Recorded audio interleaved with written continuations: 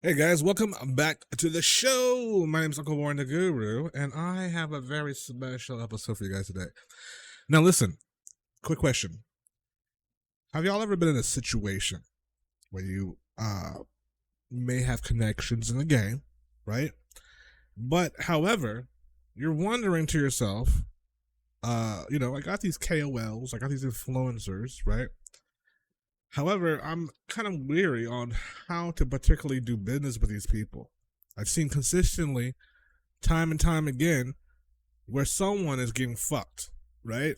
It's either A, the KOL got paid either supply, or the KOL got to pay just obviously Solana or USDTC, whatever. And then what? They never do the job. They never call the project, and it is what it is. And honestly, on the opposite side too, you have the KOL's perspective where they're like, "Yo, we've called out so many shit that our fucking audience is starting to look at us a certain type of way, and we're starting to lose some of our following. So we got to be very meticulous and careful in what we even call it. And even if we do call it at a certain market cap, there's still a chance that someone can essentially nuke the chart. That's basically what's in their mind states. So I wanted today, because for some reason I wasn't been able to find this transparency online, right? But I would like to show you how you can simply do a deal with a KOL and still basically cross your T's and dot your I's, as they say. The real thing about this is you'll have almost an escrow transparency, as if you were like almost buying a home. It's like when you're buying a house. If you ever bought a house before, I know I have a few times. And the thing about it is you go through a process of escrow where there's a third party company that has the funds, and essentially we're able to mitigate those things as time goes on. So moving forward, I would like to talk to you today about Squads.Multi and how this is going to help you be a successful businessman or businesswoman on Solana or on the blockchain. So first of all, let's talk about what is multi-sig. So a regular signature is very simple. A regular signature starts out where you just have like your regular cold wallet. You do one signing and it sends over the transaction. When you're dealing with a hot wallet, it's that way. With cold wallet, you're actually hard signing it off on an actual device, but this is a sign from you to the other party. Now, multi-sig is where there's multiple signatures that are essentially happening, 2, 3, 4, 5, to be able to create one particular functionality. So in this case study, guys, I'm going to make this very simple. Let's actually think of it like this. I'm going to, Let's take you back to school. Let's find a fucking chalkboard or something real quick. Hold on. Let's do this shit. Hold on. Let's see. Online free chalkboard. All right. Let's see if we could do like create something. I'm gonna start drawing real quick. All right. Cool. So this is what we're gonna do. We're gonna draw real quick on what this is all about, so that way you guys can have a fair advantage. So what we have here, right, is we're gonna have the first thing, which is gonna be, I'm sorry, I'm using my mouse now, so I'm gonna be the best drawer. But we'll have essentially the dev or the dev team, or the people essentially that are responsible in actually launching the project. Then you're gonna have yourself the actual influencer and the KOL. Okay, so put KOL. So he has something that he wants, and he has something that he wants. He wants him to call out to his influencers, to his community, right? And the other one simply wants bids into their project so they can go ahead and profit. So with that being said, how do we make sure that this guy does his job right and this guy does his job right? So enters obviously Squads. So Squads comes along, right? And they're considered like an escrow system. Okay, and I'm going to show you how to do this on the site too, so you can have full transparency. But I'm just giving you like a little first, second, third grade knowledge, backdrop, just so you guys just have this in your system, So with this is being said, let's say the dev was like, you know what? I'm gonna give you 3 soul. I'm gonna give you 3 soul, and the deal is, once I give you this 3 soul, you're gonna go ahead and call the project. Then I'm gonna give you another 3 soul, which is like a back end and a front end. And by the way, this same metrics is worked on not just in DeFi, but also in the streets, like especially when it comes to rappers and booking shows. A lot of times, if you're in the fucking club game, a lot of cash goes on behind the scenes. So what happens is, in order for these rappers to show up and, please the crowd, they get a front end, right? That's that 0.3 soul, right? The back end is after their ass got off stage and it's done with the job. A lot of times people are trying to do things forgetting that the fucking road's been painted. There's no reason to essentially rebuild the map. It's already been done and already, in a cache setting. So theoretically, if it's been done in a cache setting, it could be done in Solana settings. So Solana and cache is basically like serendipity. Anyways, 3 soul, 3 soul. So the first thing, right, is, I want you to call the contract. So call it, right? And then the second milestone, right, could simply be a time measurement. Like, after the post has been successfully up for, let's say, for example, just for shit and giggles, 3 hours. Okay? So as long as this post has been up for 3 hours, you're going to get your second 3 soul. Okay? So this is how this works. We have this thing called a multi-sig, which essentially happens is you start this process, a smart contract. This is technically what they consider a smart contract. Now, before I go any further, I want to tell you something, right? I would recommend doing your own due diligence, but do know that a company like Squads.Xyz has been heavily vetted. You can do your own research by just Googling it and seeing, about their type of trust. It's kind of like going into the non-DeFi world and you got $1 million worth of fucking cash and you want to be able to split that up into 4 different banks because the Federal Reserve only covers up to $250K. So this is like that type of shit. You want to figure out what bank you want to go with. This is like what type of Escrow/DeFi company you want to go with, right? So with that being said, let me kind of go back here. So this is multi-sig. So what that means is that if I put 3 soul in here, I need to essentially sign off. It's my signature. Boom, boom. I need to sign off once, and then the person who's the KWell also needs to sign in order for whatever transaction to get out. So theoretically, what would happen is the dev comes in, goes into Squads, places in a contract that says 3 soul, and does not leave their signature there and waits. And also, more importantly, this is where important part is, they lock the contract up. So it's my fake lock right here. They lock the contract up so the developer can no longer get the funds even if they try. So now that you guys got the whole blueprint basically, right, I want to go ahead now and jump into the actual site.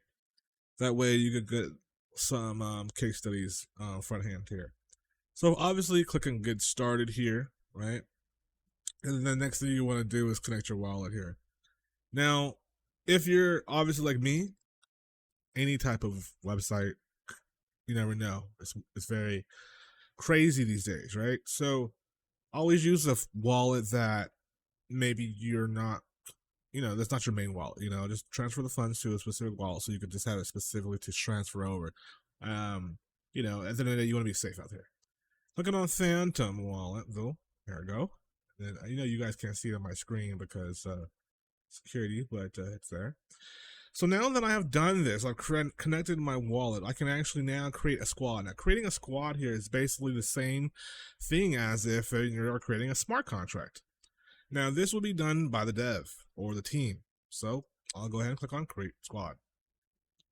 Now that I did this, I'm going to go ahead and call this squad name, or this contract, so to say. Let's call it dev and KOL handshake. Okay. And from there, I'll hit next. Now, with this, I can actually assign who are the members are going to be a part of this, basically, smart contract, this secure handshake. So I already have mine. Just for testing purposes, I will just randomly put in another random wallet just so you guys can just see what I'm doing here. Let's do that for a second.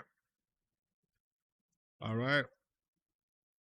So now I just added 2. You see there's one here and another one there. So with that being said, this is also another thing we need to also apply. Set configuration threshold. Select the amount of confirmations needed to approve the transaction. So in this case, it would need 2. Because if I just left it on 1, then only if one of the members signed, the transaction would go through, and that's not the case. I need 2. Because in theory, the member 2, which is going to be the influencer of the KOL, they will basically, at that point, right, they will go ahead and they will sign first, and once the job is done, there'll be approval. Now, you as the KOL might be thinking to yourself like, well, okay, I understand, like, what's the pros and cons here? Well, to be honest and fair with you, for you really and them, there's no really pros and cons here, because remember, once they put in like whatever Solana amount they want to put in here, there's no taking it back the way that we're setting this up. So it's either going to go to you or it's just going to stay in the smart contract forever.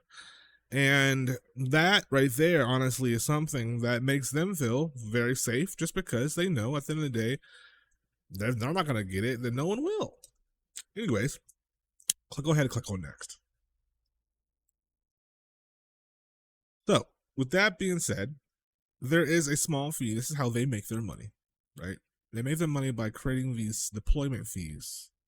And this deployment fee is 0.10. Very small. We're looking at like, what? I think that's like, let me check it out real quick. Pardon me. Solana to USD. So 0.10, we're looking at the moment, about $20. So the dev pays his $20 fee, right, by hitting confirm. And of course, you'll go ahead and from that point on, be able to create the contract. Now, that is pretty much it. Now, ideally, what happens here is you guys have created a multi-sig wallet, which is this.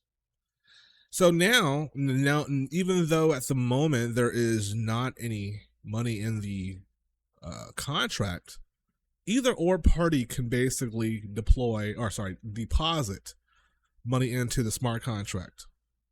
And as you just seen there, right, if the dev puts in 3 SOL, right, into the smart contract, the next step, it would be a 2-step process. One step would be dev funds the account, the actual $20 fee like we just seen, and also puts the actual Solana in the contract, right? Then the second process, once that happens, is the dev will then essentially, when you're using these things, you can do it's like a voting system. And so now that the 3 SOL's in there, you simply would just send that Solana to the second partner. Now what happens is, no matter who you send it to, whether it be the second partner or even if it's like we're sending it to a third person that's not even in the part of the contract, you remember that we have to have 2 signatures in order for that particular transaction to go through.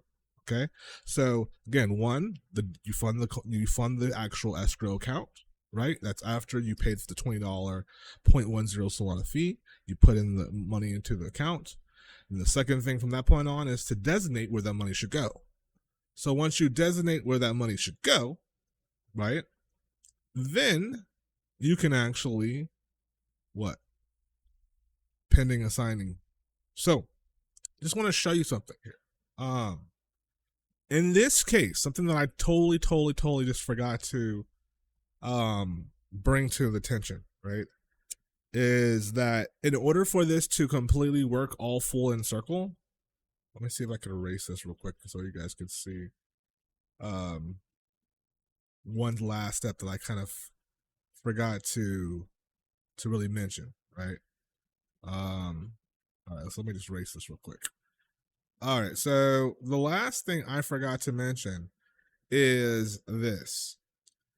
The way you need to make this work efficiently, so that way there's essentially a pending signature for the actual dev to approve the transaction to be sent to that wallet, right? Because I just realized something here when I was doing this, and I forgot to just bring it back a step here. So what I want to say is this. One, we talked about the 0.10 fee, right? 0.10 fee. Boom, that creates the smart contract. Two, dev, there needs to be I forgot about it. There needs to be 3, not 1, 2, and 3. The one wallet is going to be, of course, like the KOL, like I was saying before. The second wallet is the dev, but the first wallet needs to be the initiator. Sorry, initiator. And I'm going to explain why this is important, okay? Now, these two people, the initiator and the dev, are the same people. The Cole's aware of this. The thing about it is this contract, like we just did before when it said 1 or 2, we want to select 3 now that we have 3 wallets in here. So it requires 3 signatures in order for the transaction to go through. And the reason why we're doing this is because once we actually, again, put the money and fund the dev, fund the actual smart contract here, the actual squad, right, with 2, 3, whatever Solana, the second thing is to designate, the initiator designates that funds to go to specifically whoever. Let's just say in this case study, this is the KOL. Boom. One signature already is signed off, which the initiator, in order for him to even go ahead and, position the vote to even start, he signs off on that first vote. That's why there needs to be 3, not 2 people. Because if there was 2, then the dev would just sign, the person would sign, the code would sign, and then he got to add it without any actual proof of, that the work has been actually done. So, with that being said, by having 3, 2 of the same people, you have the initiator, the dev, which is the person who actually is going to last sign, and then the person where the money is getting to. You have the person that initiates it. The funds are locked in a way where it cannot go back. Okay. So also, just want to tell you guys, just for clarity, and we can do our research right now too, just using ChatGPT. I know a lot of times people tend to love when we show real case study behind AI metrics. So if I go to ChatGPT and I say, give me the research of the following to make sure it's safe and reliable. So I know my camera's kind of go back and forth with that. I'll fix that, guys. All right, so boom. So I'm gonna go ahead and send that, and let's just see what it says. Let's just do it, just doing an overall general research, just so that way you guys out there can see that this is not LARP. This is literally just case study and literally proof of you can do this yourself basically. Here's what I found regarding the security reliability of trustworthy squads. Open source and immutable smart contract infrastructure. It's open source, formally verified and designed, but immutable. Version 4 launched October 23rd. 2023, became immutable in 2024. This ensures that not even the developers can alter on-chain logic afterwards, which is great. Okay, boom. Robust security audits and formal verifications. So all these are here, and we can do further research by simply copy and paste this information if you want, just to get further information about the behind the scenes of who's actually getting these actual verifications and what type of, what kind of qualifications they have to even give these type of, verifications. Bug bounty program, a lot of different information that you can read here, and you can simply pause the video if you need to. Well, you'll be able to see, so that way you can have further transparency and just an understanding of how to use this as leverage, as escrow, when you're dealing with other people. So again, the idea is this, just to break it down in layman's terms.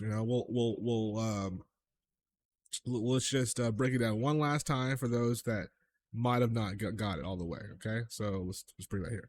So let's think. First thing first, we'll put it in blue. One is we start the smart contract, right? Start smart contract.